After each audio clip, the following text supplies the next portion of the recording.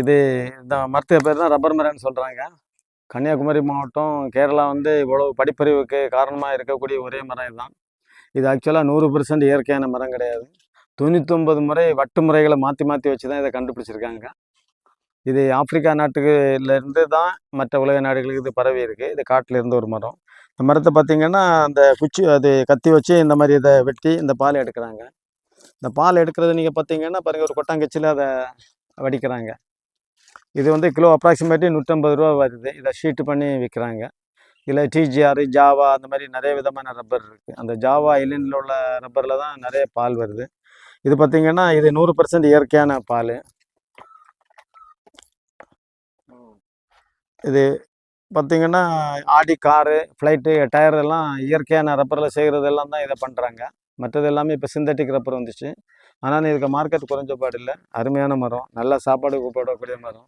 எத்தனை நாள் அது இது வந்து அப்ராக்சிமேட்லி ஒரு வாரத்துக்கு 5 நாள் வெட்டுறாங்க. இது 7 நாள் வெட்டுறவங்களும் இருக்காங்க, அளவுக்கு அதிகமாக ஆசைப்பட்டு. ஆனால் 5 நாள் சராசரியாக வெட்டுறாங்க. பொதுவாகவே ஒரு 17 வருஷம் வரை பலன் தரும் ஒரு மரம். ஒரு மரம் நட்டு 5வது வருஷத்தில் நீங்கள் பலன் எதிர்பார்க்கலாம், நீங்கள் முறைப்படியாக அதை கவனிச்சிங்கன்னா. இது தொழிலாக பண்ணுன்னா உங்களுக்கு அற்புதமான, இது வந்து ஒரு பணப்பயிர். 5 நாளைக்கு வெட்டணும்னு சொல்லியிருந்தீங்க. வாரத்துக்கு 5 நாள். அப்போ எவ்வளோ கிடைக்கும்? அதாவது மரத்துக்கு குவாலிட்டியை பொறுத்து. இந்த டிஜிஆர், இதில் இது ஜாவா, அந்த மாதிரி மரத்துக்கு பேர் இருக்குது. இந்த ஜாவாயில் தான் நிறைய பால் வருது ஆக்சுவலாக. மரமும் அது ரொம்ப பெருசாக வரும். இப்போ இதில் கம்மியாக தான் இருக்குது. ஆமாம், இதை எடுத்துட்டாங்க.